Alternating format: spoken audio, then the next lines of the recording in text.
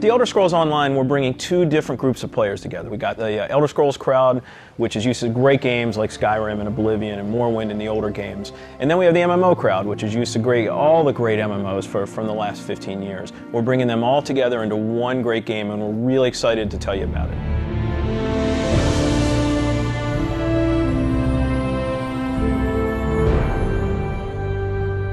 Elder Scrolls Online, everything you need to know about it is right in the name. It's Elder Scrolls, but it's online. And when the team set out, they wanted to create strategic real-time combat. We wanted to create a lot of world immersion. We wanted to create a landscape that was rewarded exploration. But all of that had to be brought together with really great social systems. So Elder Scrolls Online, it's set 1,000 years before Skyrim. And not only is it 1,000 years before Skyrim, but it draws on all the legends and everything that you've read about in the books that you find in Elder Scrolls games. So we've got 20 years of lore to draw upon. We made sure that Morrowind, Cyrodiil, and Skyrim feel like they do in Elder Scrolls 3, 4, and 5. The art style is right in line with those titles. Now you can explore all of Tamriel. You can return to places that you've seen before, and you can explore new places that you've never been.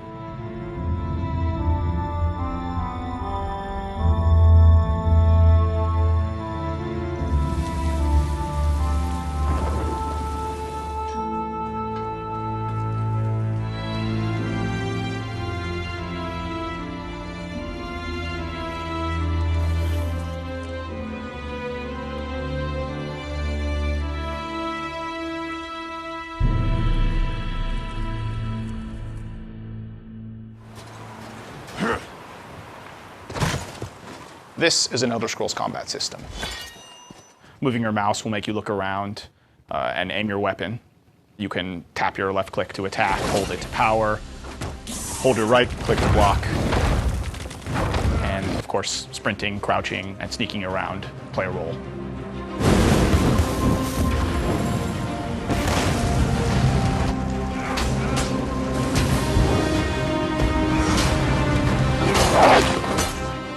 All of our characters are designed so that hundreds of them can be on screen at one time. You're going to have lots of customization options to make your character look unique. You'll find Dwarven armors, Daedric armors, Elven armors, basically all the types of armor styles and customization options that you expect from an Elder Scrolls game and the Elder Scrolls lore.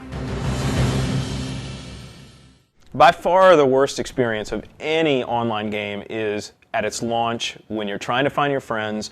You can't find people, you create a character on one shard and then you find out everyone else is on another shard and you have to move. That experience is not good.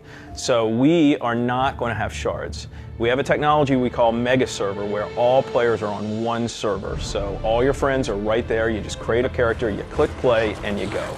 The game is smart about where to put you. It puts you in game spaces with your friends, with your guildmates.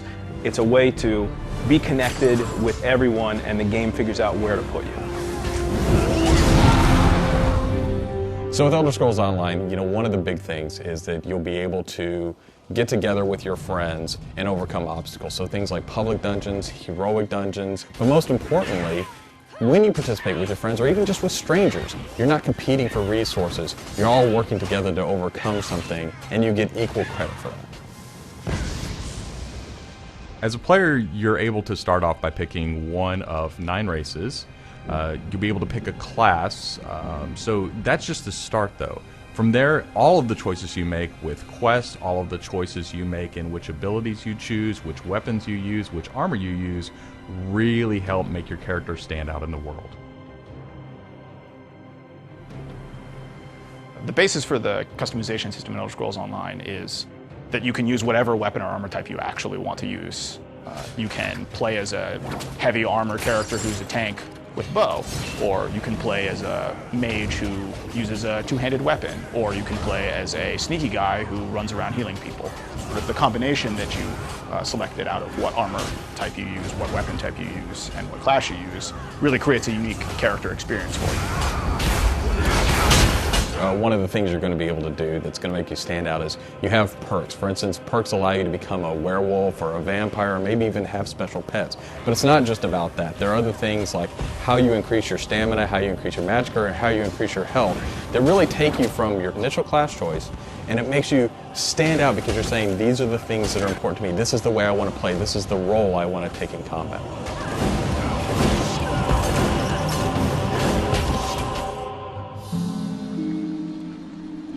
Questing in Elder Scrolls Online was built around a pretty simple concept, and that was that we wanted the player to explore.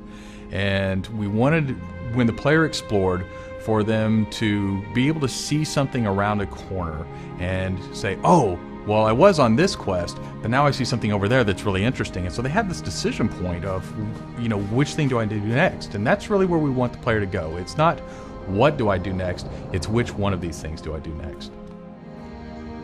The way a player finds quests in our game is really through exploration. As they wander around the world, we have an on-screen compass, and that really points out the areas of opportunity or points of interest to the player. When the player finds a point of interest in the world, this is really where all of our story content is. And they're an opportunity for the player to make a change in the world. And a really good example of that is there's a werewolf invasion.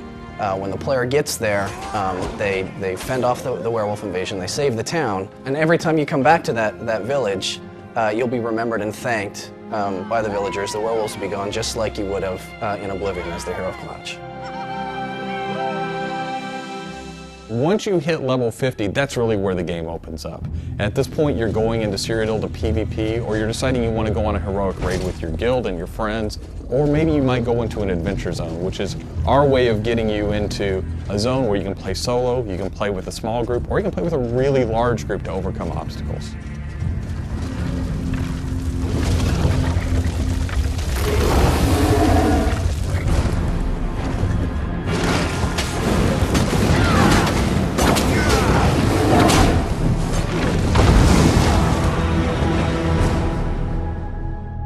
PvP in Elder Scrolls Online is focused around taking various structures in Cyrodiil. If you remember Cyrodiil from Oblivion, the space is very large, and that's a perfect setting for having three alliances fight each other. During this timeline, Imperial City is up for grabs, and there's no Emperor, so players are going to be fighting using trebuchets, catapults, all kinds of weaponry to take and hold keeps, structures, and resource fixtures around the keep to actually give the opportunity to crown one of themselves as an Emperor. It's really important to us that PvP isn't just a veteran game. It's got to be something that people can do from the very beginning because you want to be comfortable in getting into this. So we make sure that everybody is on equal footing. So even at level 10, you can go into our PvP area and really have a great experience and a good time.